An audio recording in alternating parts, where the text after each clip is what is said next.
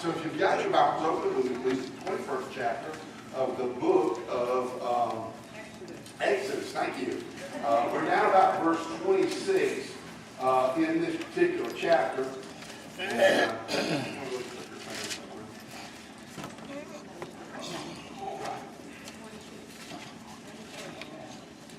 okay. Thank you, sir. Verse 26.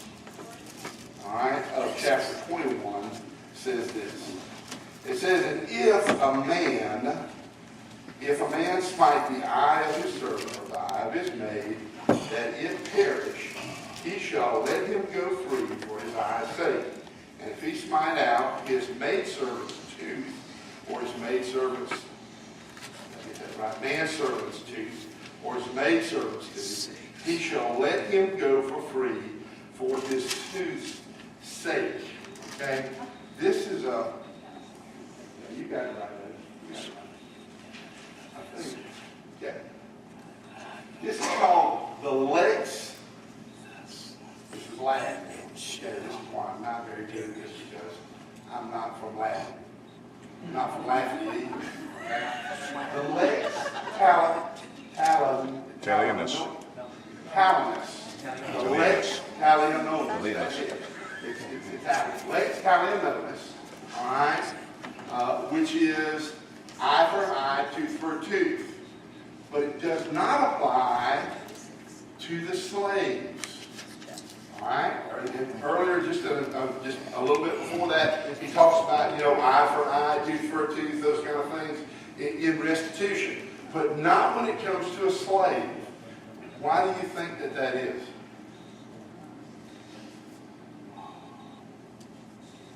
Why not with a slave? Okay, because it puts the slave in an awkward position, doesn't it?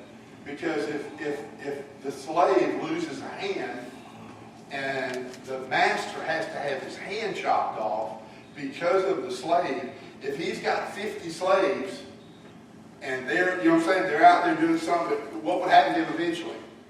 There may not be nothing left of him. Is that not right? It also puts the slave in a very awkward position, because here's the deal. Even after the eye for eye, tooth for tooth thing, right, the slave would still be what? The slave is exactly right. See? So, and he would still be owned by the master. So what would be the problem? Retaliation. The master might say, okay, yeah, you got my finger because you lost your finger. You ain't like it done with you. Right?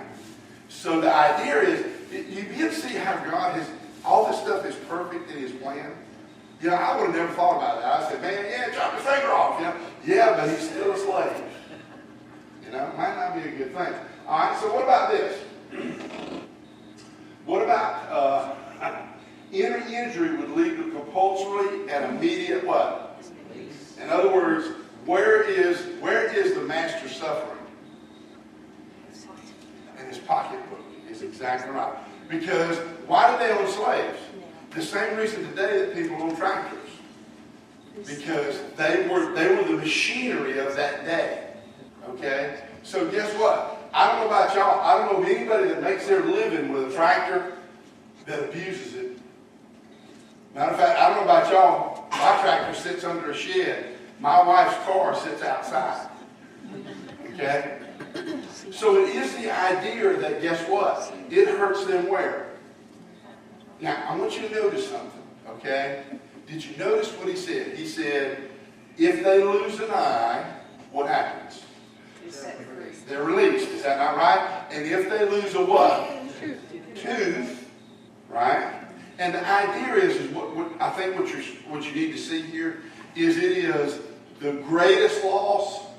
I mean, certainly if you lost a tooth, you're going to lose it anyway sooner or later. If you live long enough, your teeth are going to fall out. All right? Okay? But if that tooth is prematurely pulled out for whatever reason, right, they get their freedom. So the very least offense would get them their freedom. But what else? The most severe offense or loss would also do what? Get them their freedom. And see, that's not what the owner wants. The owner wants to be able to use them in order to produce whatever it is they're doing live primarily in agriculture. You know what I'm saying? So, this thing right here is, okay. So, what is God trying to teach us now by this law? You know?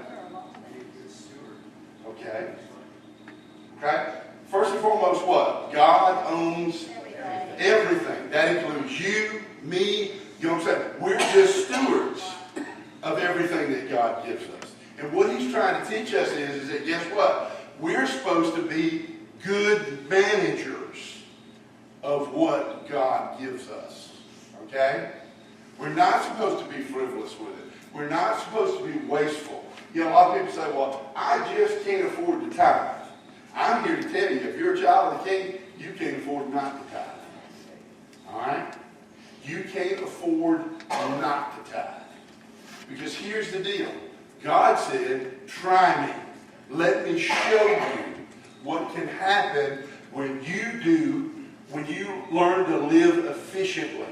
I had a boss one time who I thought a lot of, who said, you know, people always think they need to make more money. He said what they need to do is to be more efficient with whatever it is they make.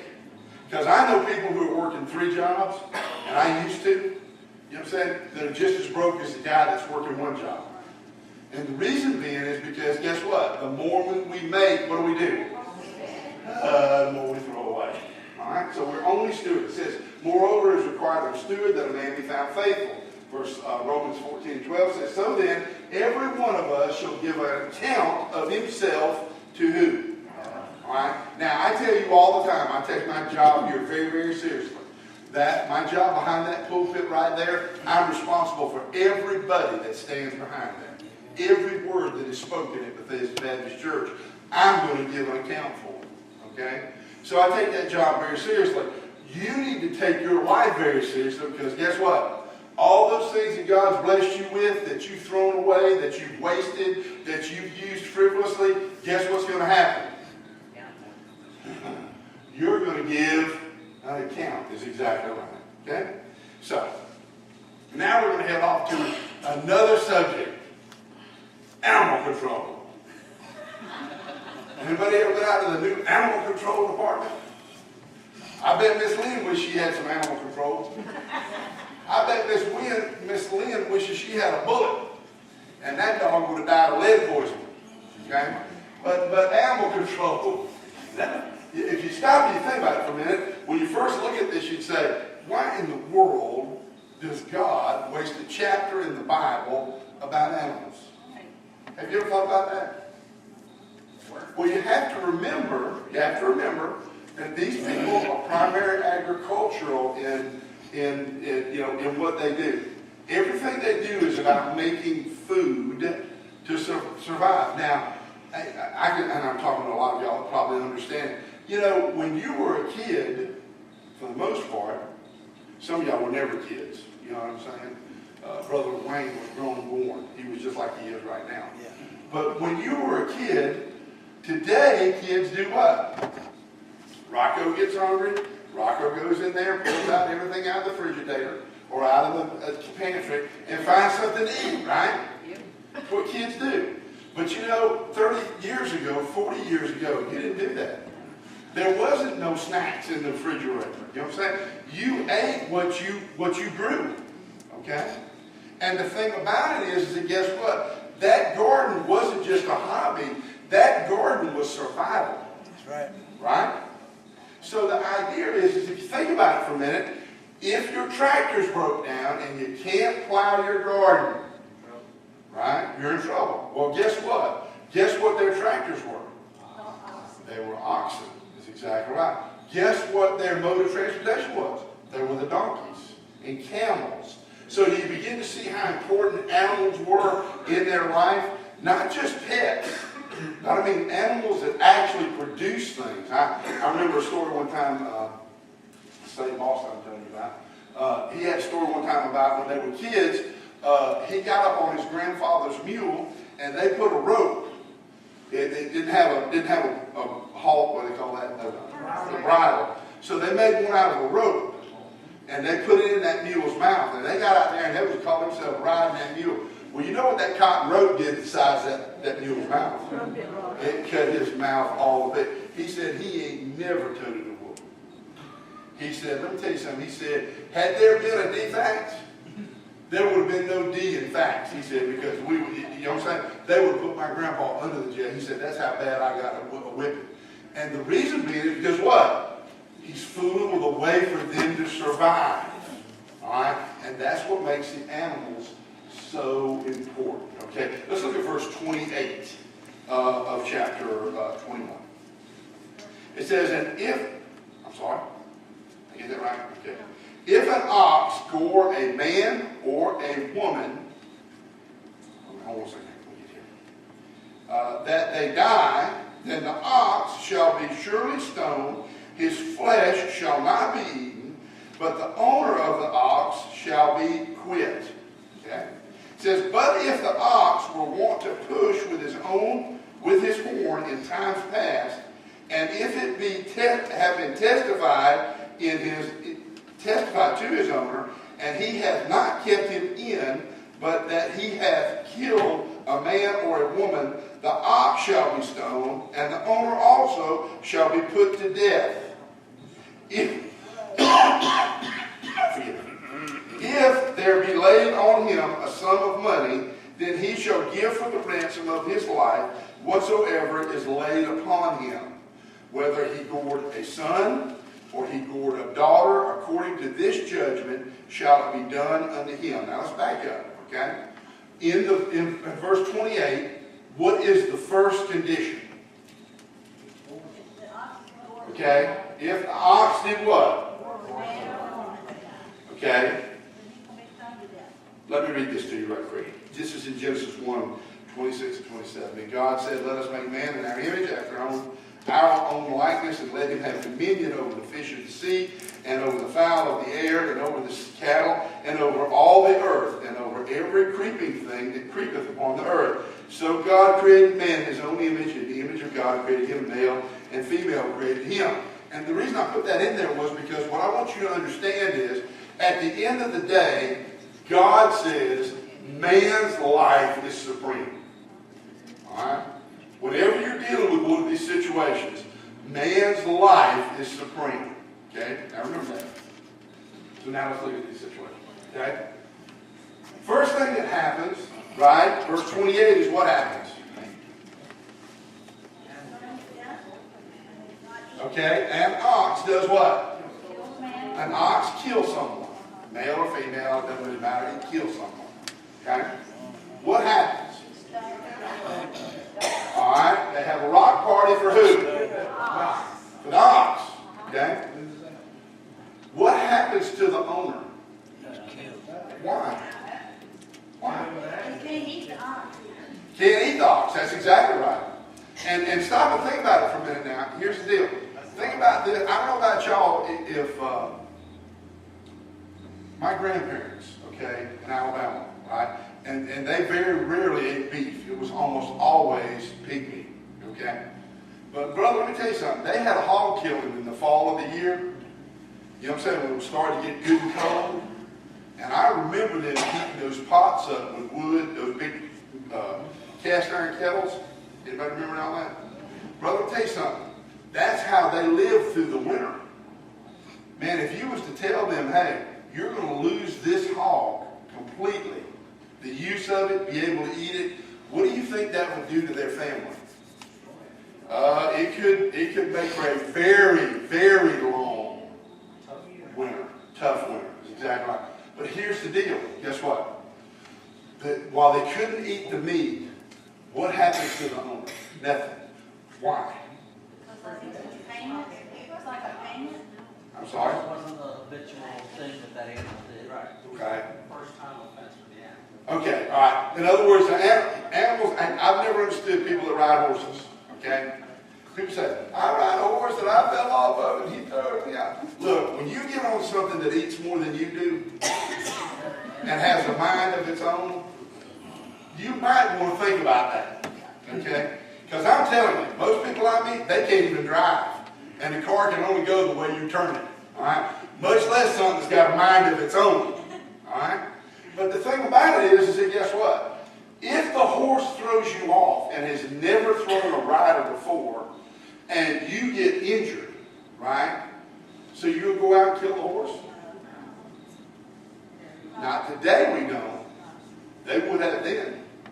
But what about the owner? The owner's loss is what? The owner's loss is the animal. Because the animal is worth a great deal to him. Alright? But again, this is a non-violent thing. Okay? This is something that we don't have a history of. The animal just does something stupid. I don't know if y'all have ever seen Texas Longhorns. There was a guy in Thompson had a herd of them. Alright?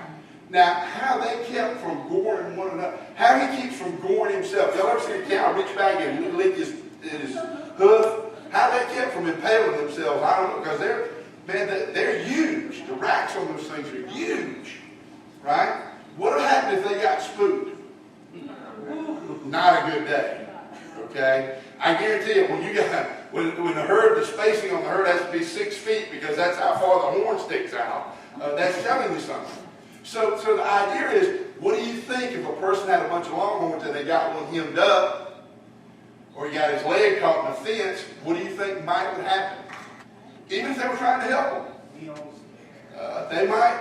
He might gore you. Is that not right? That's part of what you do. All right? So it's viewed that way. And as far as the owner knew, this was a tame animal. Okay? I don't know if you've ever seen a cow or a horse run up on a rattlesnake. They don't even have to see it. If they hear it, they are going straight up in the air because they know that sound can be deadly. Is that not right? So if they were to throw a rider, or if somebody were to be out front and the animal got spooked, what might happen? He could trample you to death. Is that not right? And in that case, the loss to the owner is the cost of the animal because he can't eat it. No one can eat it. The animal is just put to death. Okay? That's case one. What's the next case? Okay?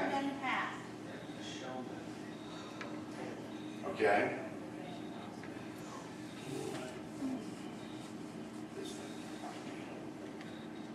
I don't like this. It's broken. There it is. All right. So the second one is what? Okay. The animal has a history of what? Of hurting people. That's exactly right. Now who is it incumbent upon to make sure that the animal doesn't hurt anybody? It becomes incumbent on the owner. Is that not right? Now think about this for a minute. Okay? The animal now is violent. They know the animal is violent. They know the animal can't be contained. So, the animal breaks out of the stall, runs next door, kills the next door neighbor's kid. Okay? Now there's a different set of rules in play. Okay? Now what happens? Why would the owner... Go ahead, Ms. Martin. Well, you were talking about, it says here, if it wasn't confined, so if he's in a stall and it gets out, is that a different story or not? No, because here's the deal. Who's responsible for the animal? The animal, the owner is why. Okay, now let me give you an example of that, okay? What about, I don't know if you've ever, Sam and I we went the back way to go into University Hospital. And about every 100 feet, there's some guy or gal who's being drugged by this bulldog that's bigger than they are. You know what I'm saying? Okay, now, the responsibility for the control of that animal is with who? The owner. Is that not right? Now, think about this for just a second, okay?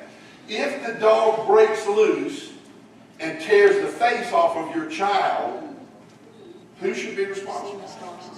The owner should be responsible. Now today, we say, you can't this, you can't that. But if you knowingly have a dog that has bit 3 people, what are the chances that he's going to bite somebody else? You know what I'm saying? And you know, it's interesting with this thing with Miss Lynn, okay? Because this dog has never offered to bite anybody. This dog just all of a sudden turned around and opened up that, the back of her hand, okay? That would be the first case, wouldn't it? Because we know that for every in person, we know the dog wouldn't do that, right? Or we didn't suspect the dog did.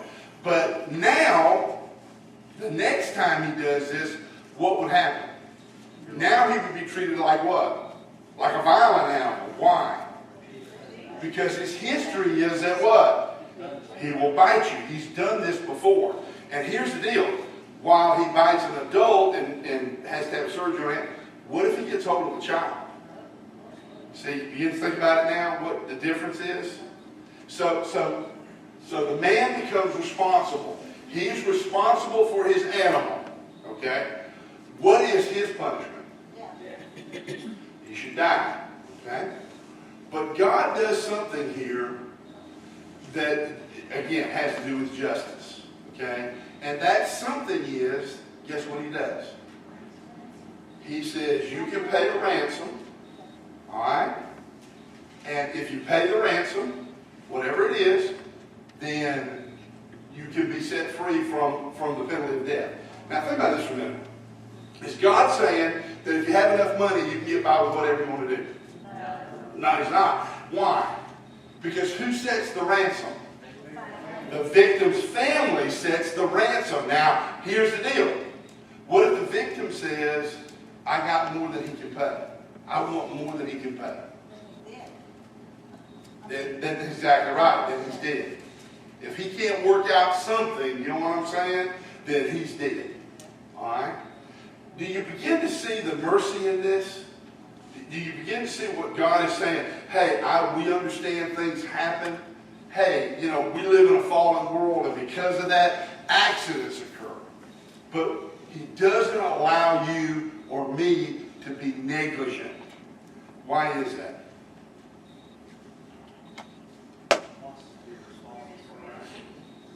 Wants us to be responsible. Anybody else? Why is that? Why does God not allow us to act negligently? He values all of us. Okay? You can take somebody's life. He values all of us the same. So. Okay? And remember we started this whole conversation with what? Human life was where? High up. You know what I'm saying? In God's economy. Is that not right? Okay, so here's the deal. Alright? So now he turns around and God says, okay, you can buy your way out of this. Okay? Through this monetary thing, right? So here's the deal. Why would a family want to do that? Because today, isn't that what we do? If a family member's killed, was the guy on TV that stands up there on top of the big truck and says, I can get you this? Right? What is he saying? He's saying that the monetary compensates for your loss. Is that not right? Because here's the deal. So the owner, even if the owner was negligent, okay?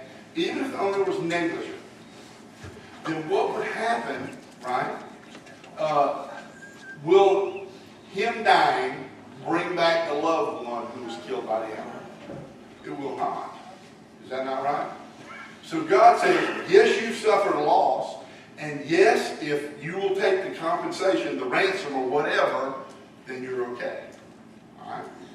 Now, he goes on here, and we're not going to go through verses 31 and 32, because I thought we were right at it. Verses 31 and 32. Because that deals with children and slaves, and it's basically the same thing. Okay? It is basically the same thing. But even if the ransom was paid, the guy still loses his animal. Do what? Yes. Yes. He loses the animal. Okay? Now think about this for a minute, because I want you to look at these laws for a second. Because here's the deal. Are they strictly about money? Are they strictly about the economic loss that a person suffers? It's not, right? It is about doing the right thing. Justice. Now think about this for a minute, because this is something I thought about a lot before we came into this service tonight. Today, all these commercials on TV talk about you need to get what you deserve. Okay? And they're not talking about you being made whole in the sense that, you know what I'm saying, that you get better or what. You know, most people, and I know you've heard all the funny stories, You know, the guy gets hit from behind, falls out on the ground, and I'm hurt and all that kind of stuff, right? Because today, we don't want to be made whole, we want to get ahead. Think about that for a minute now. What we're being taught is, it isn't enough for you to get back up on your feet. Hey, I don't want to work the rest of my life, and I want your insurance company to pay for it. That's exactly what people look at. And it is the idea that what people think. You know, when we worked out there for government, what do they tell you? Government's got what? Deep pockets. So the government can afford to pay you the rest of your life. It isn't whether or not that was right. It's simply, I'm going to get you what you're owed. Okay? And it is, there's no equity in it, if you stop and you think about it. Okay? There is no equity in it. If you think about it for a minute, you know, somebody who gets a $50 million settlement, okay? If you look at them over their entire life, they never would have earned $50 million. You know what I'm saying? Because they've been working all their life at McDonald's, and ain't nothing wrong working at McDonald's, okay? There's a McDonald's employee. All right? But he's not going to make $50 million. But yet, if you spill coffee in your lap, what do you expect? I want $50 million. I'm not going to be happy with anything else.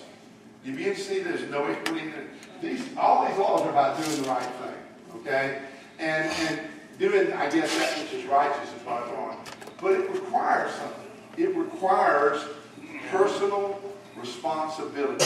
You can write this down because this does not exist in America anymore. It is never your fault. And if you do not believe that, you come and go with me out to the jail any night you want to go with me. And I will show you 250 or 300 people in there that the reason they're there was somebody else's fault. It was mama, it was daddy, it was the police, it was they set me up. And you know what? I remember what the probate judge. Oh man, I can't remember. She was like Miss Pat. And Miss Pat said there ain't no guilty people in jail, and they're all Christians. Because when they come before me, they didn't do it. God's going to deliver them. You know what I'm saying? I'd like to take a few of them and take them through Romans 13 and let them show you what God says about that, about crime and punishment. But it is the idea that, guess what? It wasn't me. I mean, I'm trying to tell you, you could watch people on camera, video camera, call them into your office, talk to them about the incident. You know what they did? That wasn't me. I don't know that. They show up the video, you know what they say? I don't know who that was. That ain't me. We have one department, everything they tore up. It happened overnight. We don't know what happened to it. It happened overnight. I mean, when pieces of metal, thick pieces of metal come in and look like a pretzel, we used to, one of our jokes was that in order for them to be hired, one of their tests, you know what I'm saying, that where they hire you, they strip you off naked, give you an animal, drop you out in the middle of the Mojave Desert. When you came out, the animal had to be bent. And you not know how it got bent. And we had some people that could do it, believe me, I'm telling you. They can do it with 2 animals. But the idea is that nobody's responsible. Not my fault. I didn't do it. Well, somebody else surely had to do it because it wasn't me. These laws say what? You're responsible not only for you and your family, you're responsible for your possessions. The things you own. Okay? How many times do people go up there and Todd can probably tell us, insurance? I didn't even know I had to have insurance. Yeah, you have to have insurance to operate a vehicle in the state of Georgia. Never fails, guess what? The Mercedes is going to get tagged by a 1903 Yugo with no insurance. And matter of fact, most of the time, we were in that, you remember when they actually had that bad accident? There was a guy sitting behind us, and he said, I ain't never had a driver's license. I mean, he was using some expletives that were, and he said, man, ask me about driving. I ain't never had a driver's license. I'm never going to have a driver's license. I thought to myself, yeah, knowing my luck, that's the guy to run over me and destroy everything I got. Because the idea is that God says, you are responsible. Is that not right? That you know what I'm saying? At the end of the day, it is your concern. And that, guess what? Not only are you responsible, he's going to hold you up. Accountable, absolutely. So, if we're all stewards, remember what steward was? Steward doesn't own anything. Steward only what? Manages. Takes care of, okay? If we're all stewards, then what does God expect us to do? He expects us to manage, and manage how? Responsibly. What about slumlords? Let me give you an example, okay? This past week, our wonderful masters, I had an opportunity to greet some of our masters guests on Sunday night at Arby's. I said, thank you for coming to Augusta and Thompson and spending millions of dollars. Please go on. Okay? And they were. They're on the way back to Atlanta, which is a Yankee city. I don't care what nobody says. All right? But the idea is that guess what? When y'all know all the little hotels down there that, you know, it's $100 a week? Well, guess what? When it goes to $500 a night, right? And the people that are there paying $100 a week, been living there, guess what happens to them? I don't know where you're going to stay, but you can't stay here. Right? Now, is that manager responsible? I can't believe anybody being put out as many hotels as we built. I cannot believe. This place has got more hotels for 1 week out of the year. Other than that, their parking lots are empty. So, man, I'm telling you, even the little hotels down there, man, they're throwing people out. Is that manager responsible? I don't think so.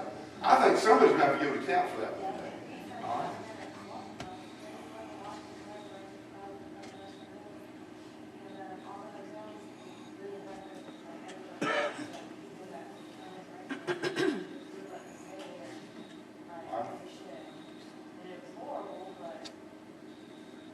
Try to help where you can. The Bible tells us to be wise and not foolish. Okay? We're going to get into that next week. To be wise and not foolish. You know, if you've got a car and the brakes don't work, guess what? You need to get them fixed. I can't afford it, then you can't afford to drive it. Because here's the deal. It may be my family you hit. All right? I'm going to never forget, as long as I live, I had a Volkswagen. And it had one of the 36 horsepower motors in it. Man, I'm telling you, you could put 2.5 gallons of gas in that thing, which was about $1.40 back then. And man, you could ride for a month on that thing. Well, you know, the thing about it was, it had some onion skins on it. Y'all know what onion skins are? Tires, you could check the air pressure by looking through the side of them. I mean, they were slick, boy. My dad came home from work one time. He's working at Signal Towers. I'll never forget as long as I did. He walked by that thing. I came, you know what I'm saying? I was in the house, something. He said, come here, son. I said, what, Dad?